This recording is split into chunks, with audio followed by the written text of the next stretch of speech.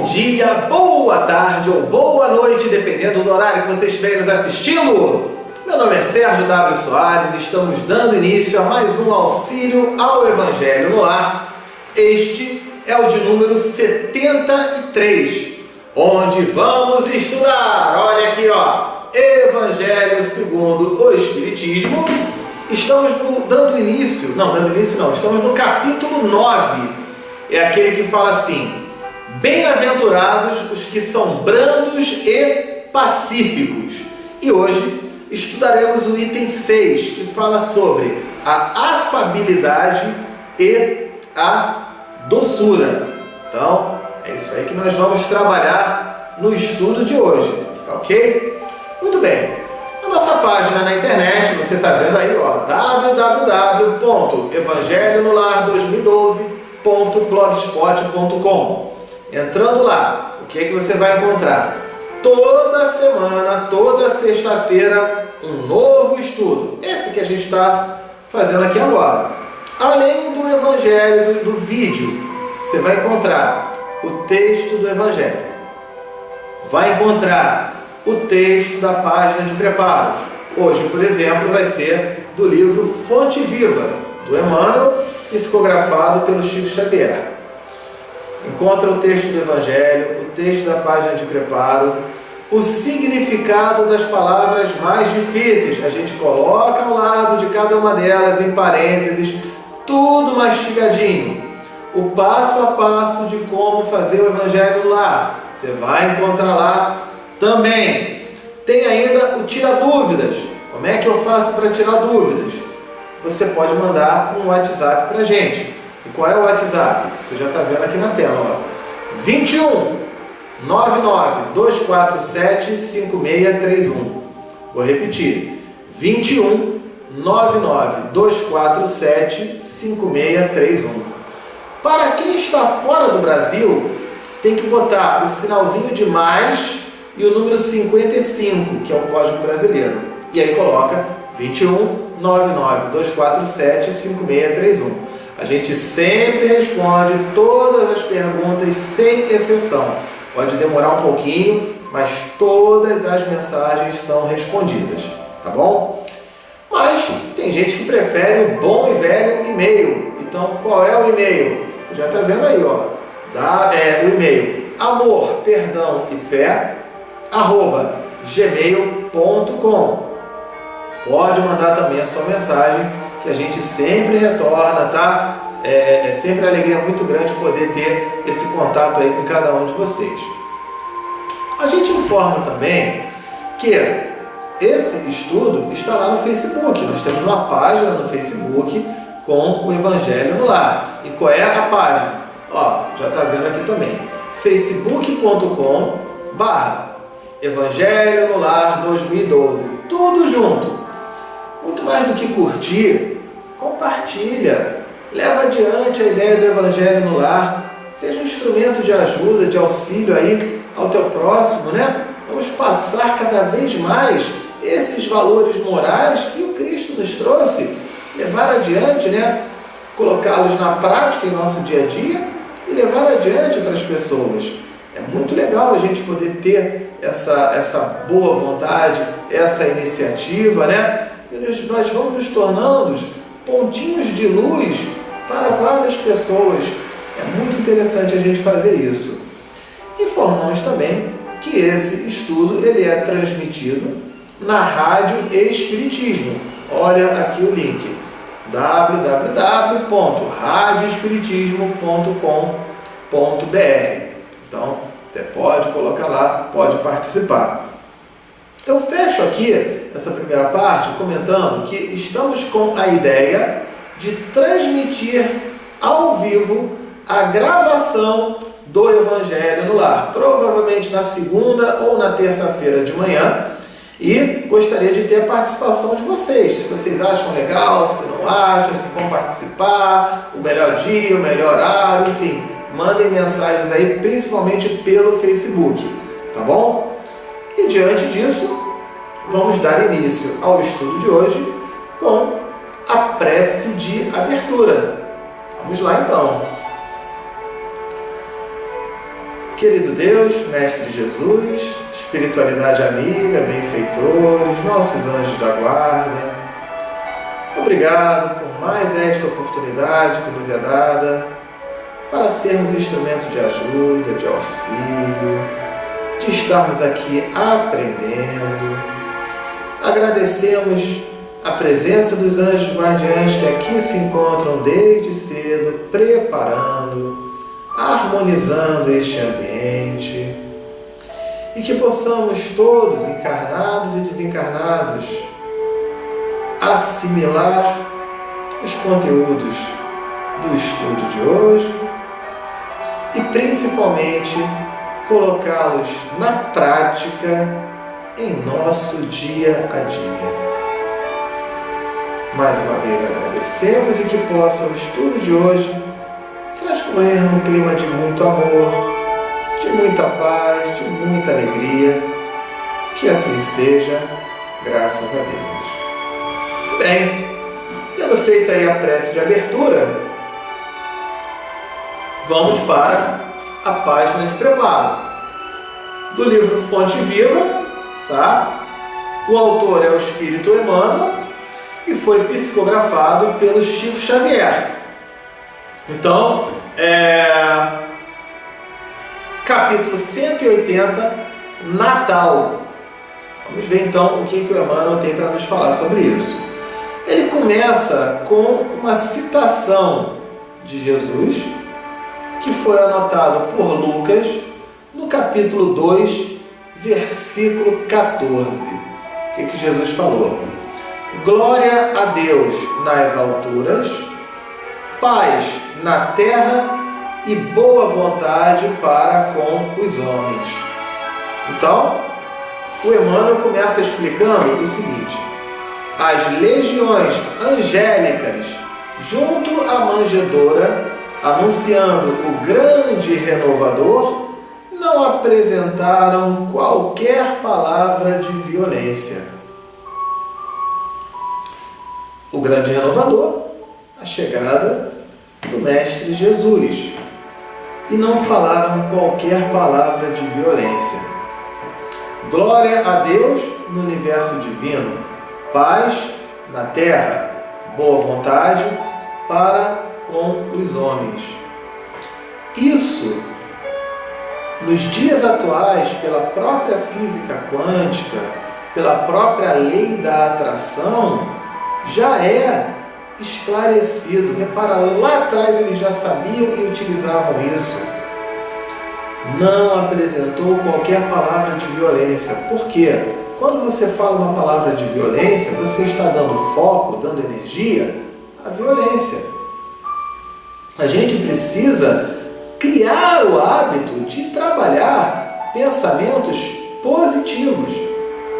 A gente vê campanhas sobre a não violência. Vamos fazer campanhas sobre a paz. A campanha contra o ódio. Vamos fazer campanhas a favor do amor. E por aí vai. Tem um exemplo de Madre Teresa de Calcutá. Ela nunca participou de nenhum evento contra a violência. Ela falava o seguinte: quando vocês me convidarem para um evento a favor da paz, nesse sim eu vou estar presente.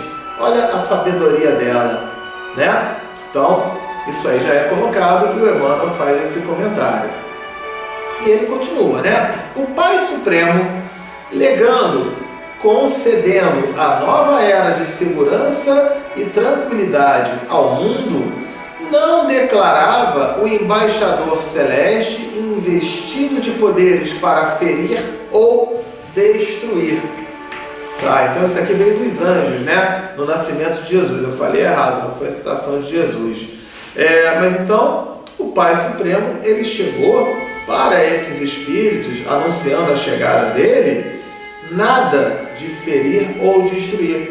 Como muitas pessoas trabalham o pensamento, o sentimento de que o Deus é o Deus que castiga, que vai maltratar, que vai matar, que vai ferir, nada disso, né?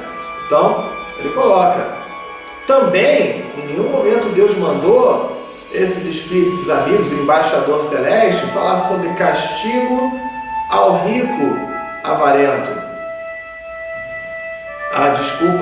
Embaixador celeste, no caso, é o próprio Jesus, tá? Nem castigo ao rico avarento, nem punição ao pobre desesperado, nem desprezo aos fracos, nem condenação aos pecadores, e nem hostilidade para com o fariseu orgulhoso.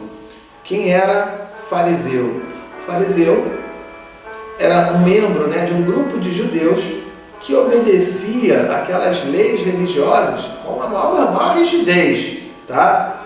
Eles viveram na Judéia, na Palestina, nos tempos de Jesus.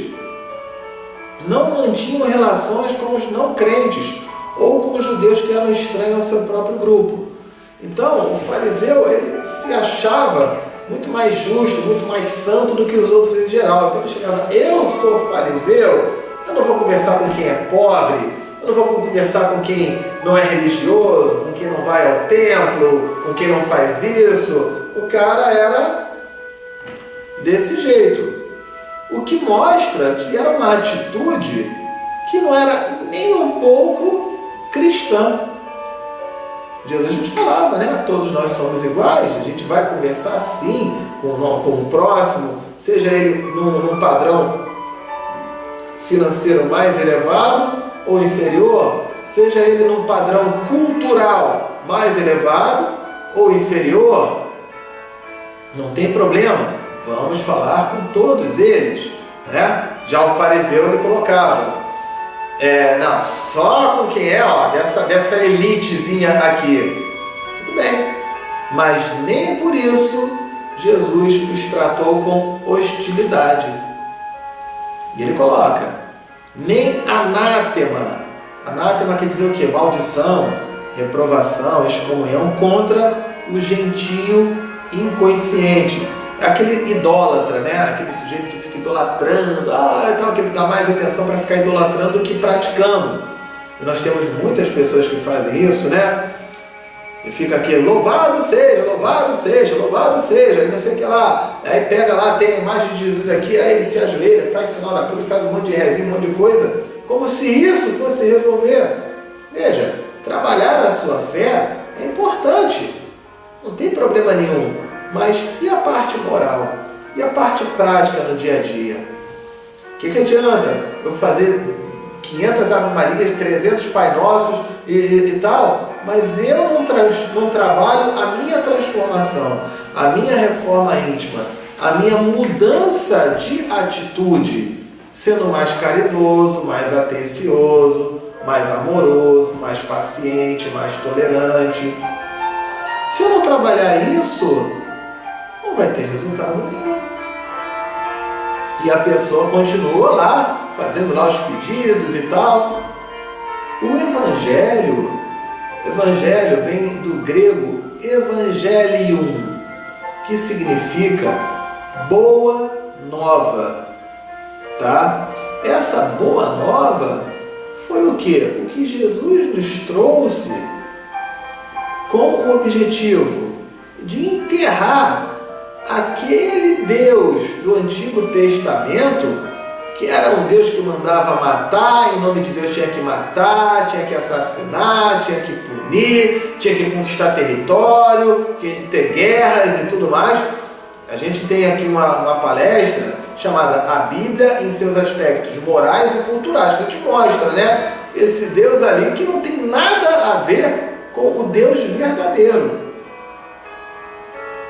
Então, a pessoa, ela precisa, Jesus trouxe essa boa nova para enterrar esse conceito de que Deus é vingativo, é punitivo, é isso, é aquilo, para entendermos a prática do amor, do perdão, da fé, da caridade, do auxílio, da tolerância, da paciência, da paz, da alegria. E aí, ao me transformar numa pessoa com essas virtudes, ou pelo menos tentar desenvolver um pouquinho que seja essas virtudes, eu já vou começar a ter resultados diferentes. a primeira coisa que acontece, a minha compatibilidade com os espíritos inferiores, obsessores, era muito grande, porque eu trabalhava medo, raiva, angústia, ódio, vingança, traição, padrão negativo, compatível com esses espíritos. Passei a trabalhar os valores dessa boa nova que Jesus trouxe, eleva o meu padrão. Vou ficar compatível com esses espíritos aqui ou com espíritos mais elevados? Naturalmente, os mais elevados. Deu para perceber aí um pouquinho? Então, ele coloca, né? Derramava-se o tesouro divino pelas mãos de Jesus para o serviço da boa vontade. Aí o Emmanuel ainda completa: a justiça do olho por olho, dente por dente, encontrara, enfim, o amor disposto à sublime renúncia até a cruz. Trabalhar que não é matando, se alguém me matou, o outro tem que ser morto também pelo tiro.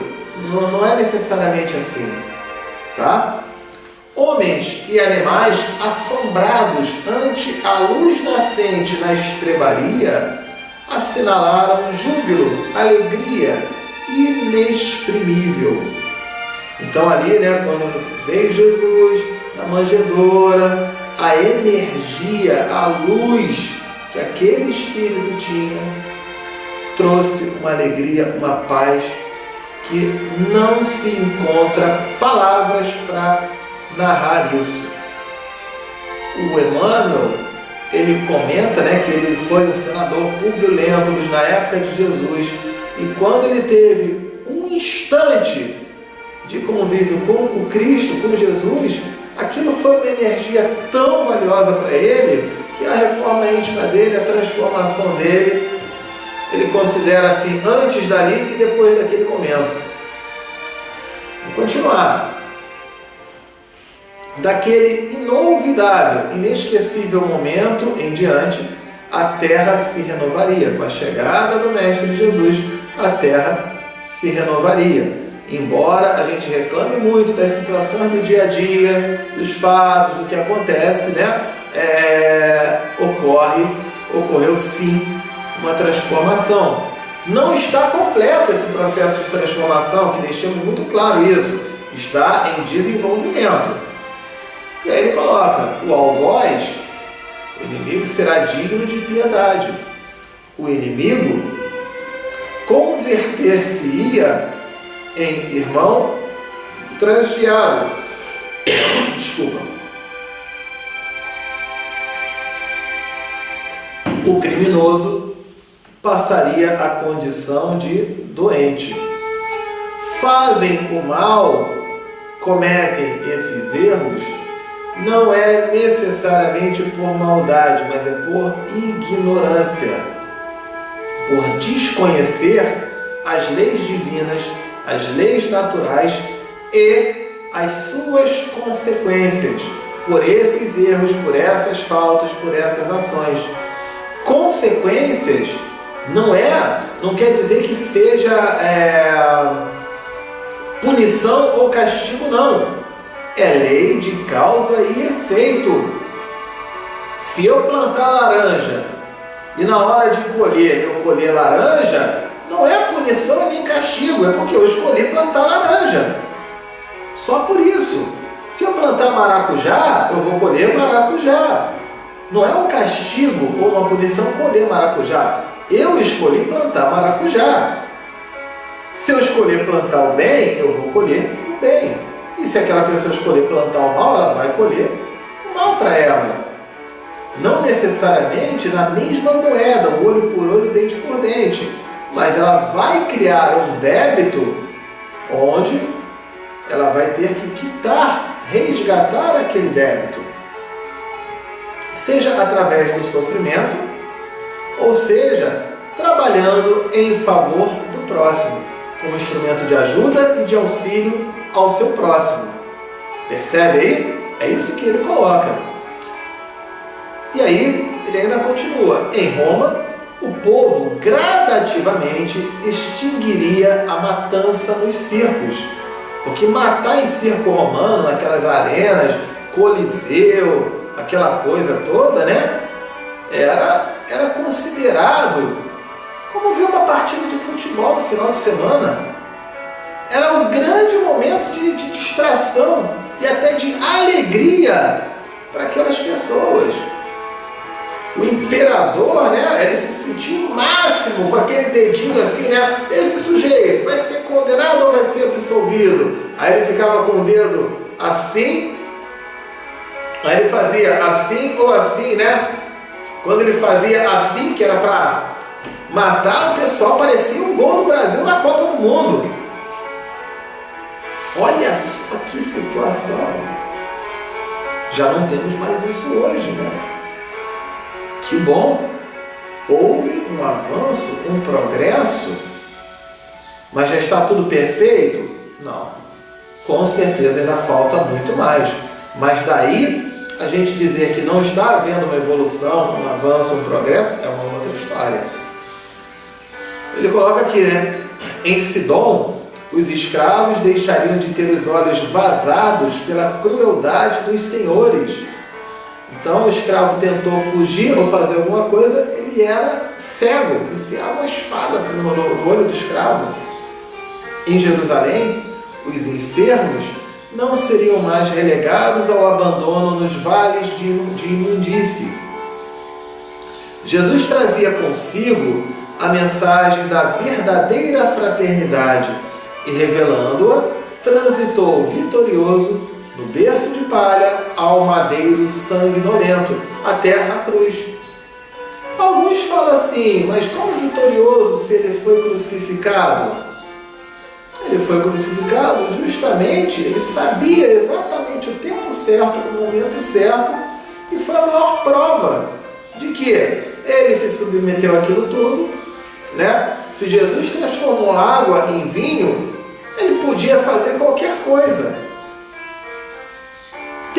Teria conhecimento suficiente para qualquer coisa, mas aí ele estaria sendo agressivo, violento, ele estaria indo contra tudo aquilo que ele pregou. Entendia que era o tempo daquelas pessoas assimilarem e foi crucificado, mostrando que a vida continuava. Por isso ele reapareceu e escolheu uma equipe de apóstolos que eram pessoas simples, totalmente simples, porém, o ponto em comum, um altíssimo grau de mediunidade, que os permitiu visualizá-lo, médios videntes, visualizá-lo depois da sua crucificação. E ele coloca, irmão, que ouves no Natal os ecos suaves do cântico milagroso dos anjos, recorda que o Mestre veio até nós para que nos amemos uns aos outros. Ele fala sobre o Natal, que é a boa nova, a boa vontade, e que possamos estender a simpatia para com todos e começarmos a viver realmente com Jesus sob os esplendores de um novo dia. Tá? Então, é a página de preparo. E aí vamos ao estudo do Evangelho, né? Vamos lá. É o capítulo 9. Bem-aventurados os que são brandos e pacíficos. Item 6. A afabilidade e a doçura. Então, nesse item 6, ele começa falando o seguinte: foi uma mensagem enviada pelo espírito Lázaro, chegou em Paris, 1861. Então, o que Lázaro teve aí para nos dizer? Ele falou assim: a benevolência, bondade, né? Para com os seus semelhantes, fruto do amor ao próximo, produz a afabilidade. O que é a afabilidade? A cortesia, a bondade, o fino trato, né? E a doçura, que lhe são as formas de manifestar-se. Entretanto, nem sempre há de fixar nas aparências.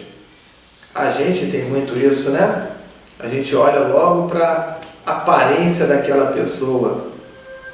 Um sujeito aparece, está lá com a camisa meio rasgada, amassada, a calça está meio suja, o cabelo está despenteado, aí a pessoa chega e não dá nem atenção para ele. Mas se ele de repente ele bota uma roupa, um terno, uma gravata, vem todo bonitinho, aí a gente dá atenção, né? A gente costuma ter por critério a roupa que aquela pessoa está vestindo sendo mais importante do que seu próprio caráter. E será que não é por isso que nós vemos aqueles políticos, lógico, os que não prestam? Tem político que presta, tem político que é de boa vontade, mas eles são bem arrumados, bem tratados, cabelinho bem feito, aquilo tudo, aí fala um monte de coisa, todo mundo acredita. E depois, né? Agora, quando vem uma pessoa mais simples, que não tem essa roupa toda, não tem esse marketing todo, falando com simplicidade, nem sempre a gente dá atenção, né? E coloca isso aqui. A gente nem sempre há que fixar nas aparências. Ele volta a falar: a educação e a frequentação do mundo podem dar ao homem o verniz dessas qualidades. Tudo bem, ela recebendo uma educação, aprendendo e estudando, é lógico, ela vai ter uma capacidade maior do que aquele que é mais simples. Vai ajudá-lo, com certeza. Agora ele bota aqui assim: quantos há cuja fingida bonomia, bondade sem interesse, tá? Bonomia é bondade sem interesse, mas ele finge que é assim. Não passa de máscara para o exterior de uma roupagem cujo talhe primoroso dissimula, engana as deformidades interiores. Então tem muita gente, principalmente em época de eleição, que o sujeito aparece, dá tapinha nas costas, pega a criancinha no colo, dá beijo em todo mundo, aquela coisa toda, faz uma obrinha, bota uns brinquedinhos numa praça, e depois da eleição, ó, ele evapora. Cada um tem o seu critério, não deixa de ser um tipo de bondade que ele está fazendo, mas o que a gente está falando não é da bondade, é da bondade verdadeira. De fazer o bem, porque fazer o bem é bom, só por isso. Quantos será que fazem realmente assim? E o povo ainda engole essa situação. Por isso temos uma situação no Brasil que não é nada fácil, né? Quanto tempo ainda vamos precisar analisar, verificar, observar? Então ele coloca sobre isso. Vamos ver aqui. O mundo está cheio dessas criaturas que têm nos lábios o sorriso, mas no coração tem o veneno. Que aso quer dizer por ocasião, brandas, desde que nada as agaste, mas que mordem a menor contrariedade, cuja língua de ouro, quando falam pela frente, se muda em dardo peçonhento, venenoso, quando estão por detrás. Então, na frente do outro, ele está rindo, né? Aí desliga a câmera, aí ele fala: desgraçado, oh, que povo chato, eu não aguento mais isso, e tal. É uma situação falsa. Está vendendo uma ilusão. E ao vender essa ilusão, nós somos imprevidentes, não prestamos muita atenção. Na hora que está aparecendo ali na televisão, no rádio, no comício, eu estou dando como exemplo o político, mas isso não é só o político, não. E volto a falar, eu estou dizendo o mal político. Existem bons políticos também, tá? Que fique muito claro isso. O próprio Bezerra de Menezes foi político. Tinha alguma coisa para falar dele? Não tem o que falar dele, né? Então, existe o bom político, o mau político. Existe o bom padre e o padre pedófilo. Existe o bom espírita e o mau espírita também. Não pense que na nossa casa espírita não tem esse elemento também, não. Quer ver um exemplo? Eu já falei aqui em alguns estudos. Tem aquela campanha do quilo, aquela doação que faz, né? Aí na entrada da casa espírita, todo mundo vai, traz o seu saquinho de arroz, de feijão, para fazer aquela doação. Mas volta e meia tem um que espera a palestra começar, e aí ao invés dele entrar lá pela entrada mesmo, aparece assim meio sem querer, meio distraidamente, ele vai passar na frente do salão, carregando a sacolinha do tipo para todo mundo ver. Como ele é bonzinho, como ele é bacana ele estar fazendo essa doação. Mas será que ele está fazendo essa doação de coração ou para poder se elevar no conceito daquele povo que está ali? Acho bem provável que vocês já tenham visto isso em algum lugar. E era você que fazia isso? Disfarça então. Vamos pensar direitinho, né? Mas a volta e meia ocorre. Então é importante a gente ter esse pensamento. Então ele está fazendo, né, dessa maneira, com alguma segunda intenção. Ele ainda coloca, a essa classe também pertencem esses homens de exterior benigno, bom, né, que, tiranos, cruéis, domésticos em casa, fazem que suas famílias e seus subordinados lhe sofram o peso do orgulho e do despotismo, da tirania, como a quererem desforrar-se do constrangimento que fora de casa se impõe a si mesmo. Ele está lá, rindo, sendo carinhoso, fazendo algo que ele não gosta. Acabou a gravação, acabou o comício, ele volta para casa com uma raiva, com uma amargura e descarrega isso na sua família. Tem uma historinha que conta assim, que tinha um palestrante, né, muito famoso, muito conhecido, na casa espírita ou na igreja, tanto faz. E que ele estava fazendo o discurso dele, o estudo, né, e ele verificou pela lateral que estavam fazendo uma grande doação para aquela casa. Era uma doação muito grande, estava entrando televisão, entrando cadeira, entrando sofá. Mas quando ele observa entrar lá alguns móveis, esses móveis me são familiares.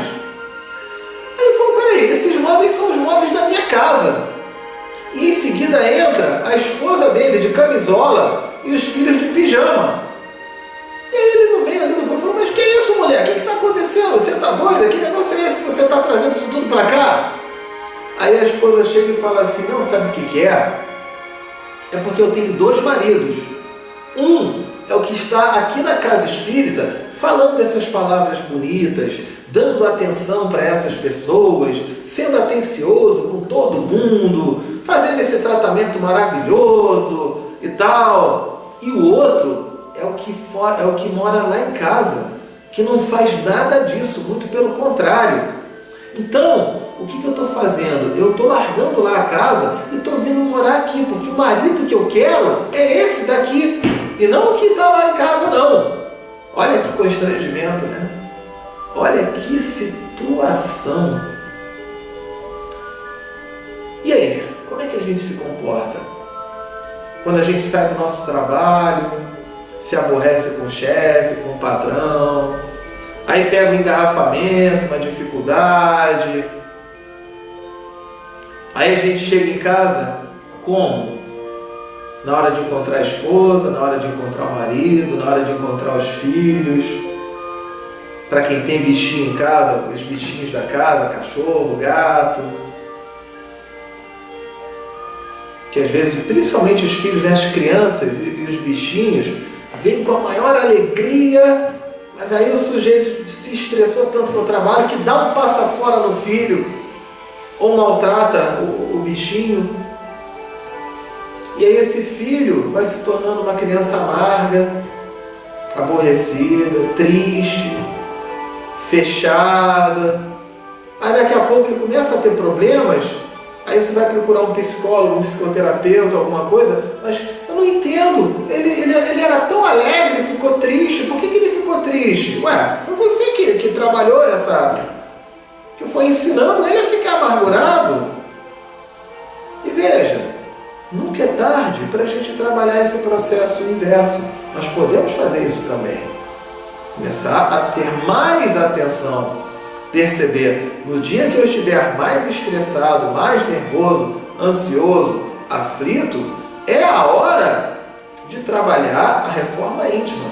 Agora é que eu vou ter que ser mais atencioso, mais amoroso, mais sorridente, mais tranquilo, mais em paz. Recentemente a gente teve uma palestra aqui na Casa Espírita e na hora de fazer a transmissão entrou lá um fiozinho, aquele plug, né, do som, colocou ali e ele arrebentou ali dentro. Eu fiquei, caramba, e agora? Como é que vai ser? E chegando pessoas para falar comigo. Eu estava nervoso, a minha vontade era fazer o quê? Era me isolar só para poder resolver aquilo, porque a palestra ia ser transmitida pela internet, mas eu poderia recolher tudo isso quando tem uma pessoa que não tem nada a ver com o problema técnico e que veio dar um sorriso, um abraço, mostrar que está ali, que atendeu ao nosso convite. É um exercício. Ali eu parei tudo, deixa o problema, vai atrasar 5 minutinhos a palestra, mas vamos lá, poxa, que bom que você veio, seja bem-vindo, e tudo mais. Todos nós, sem exceção, passamos por esse tipo de prova, por esse tipo de teste, até para o nosso padrão vibratório ficar mais elevado. Continuando aqui então, né? Deixa eu ver aqui. Não se atrevendo a usar de autoridades para com os estranhos, que os chamariam à ordem, acham que, pelo menos, devem fazer-se temidos daqueles que eles não podem resistir. Aquilo que a gente comentou, né? No trabalho ele não tem como demitir o patrão, aí em casa ele é o chefe da casa, aí ele descarrega aquilo para cima de todo mundo. Ainda bota aqui, né? Envaidecem-se de poderem dizer, aqui mando eu, e eu sou obedecido. Sem lhes ocorrer, que ele ainda poderia falar, eu sou obedecido, mas eu também sou detestado, né?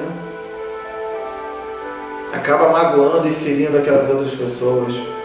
Então ele finaliza, não basta que dos lábios saiam leite e mel. Se o coração de modo algum lhes está associado, só a hipocrisia, fingimento, falsidade.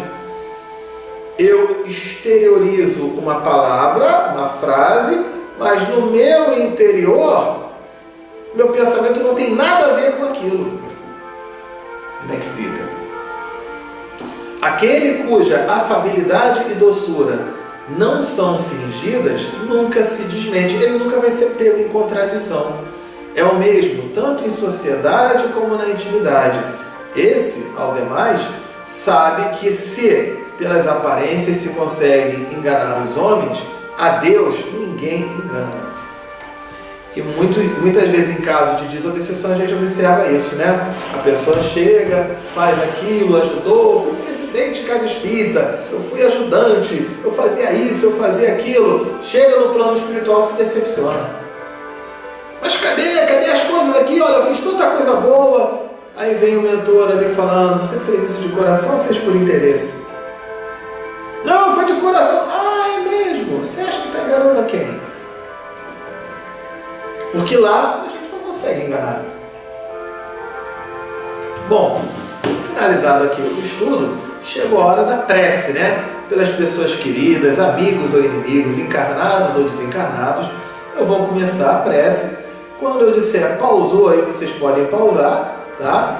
E mencionem os nomes dessas pessoas. Bom, então vamos lá. Querido Deus, Mestre Jesus, espiritualidade amiga e benfeitores, viemos neste instante fazer um pedido muito especial para cada irmãozinho ou irmãzinha, encarnado ou desencarnado, onde quer que se encontrem, que possa receber ajuda, auxílio, amparo, fortalecimento, esclarecimento, tudo aquilo de melhor para o seu processo de evolução no momento atual. Muito obrigado, que assim seja.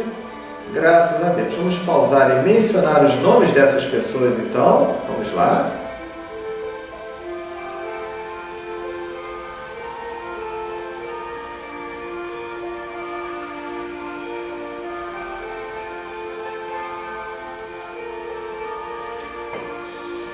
Soltou o pause. Chegou a hora da fluidificação da água. Então, temos aqui a jarra com a água. Se você quiser pegar um copo, uma jarra, uma aguinha rapidinho, dá tempo, tá? Pode fazer, não tem problema nenhum. Onde, se vocês quiserem estudar um pouco mais sobre isso, olha aqui, ó, programa Minutos de Espiritismo, número 23. Tem o estudo da água fluidificada, como se faz, como que funciona, tudo isso que acontece, tá? Então vocês vão poder observar tudo isso direitinho. Algumas pessoas mandam perguntas assim falando: Sérgio, mas o estudo é gravado. Eu falo: o estudo é gravado, mas você está aí ao vivo, então é válido sim.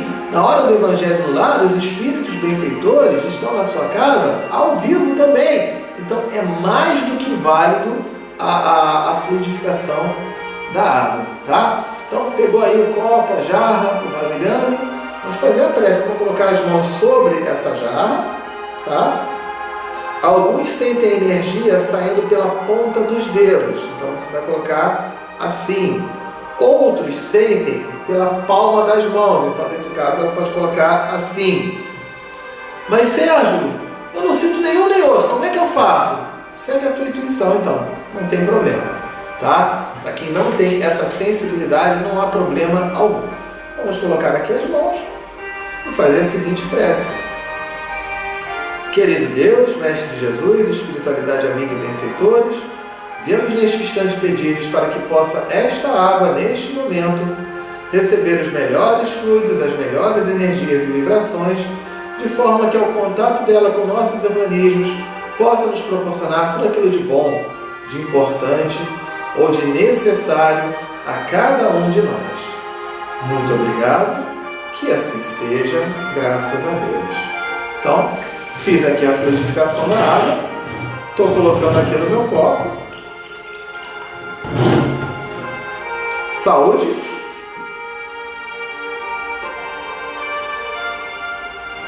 E já bebi aqui nessa água. Sérgio, eu faço o evangelho sozinho em casa.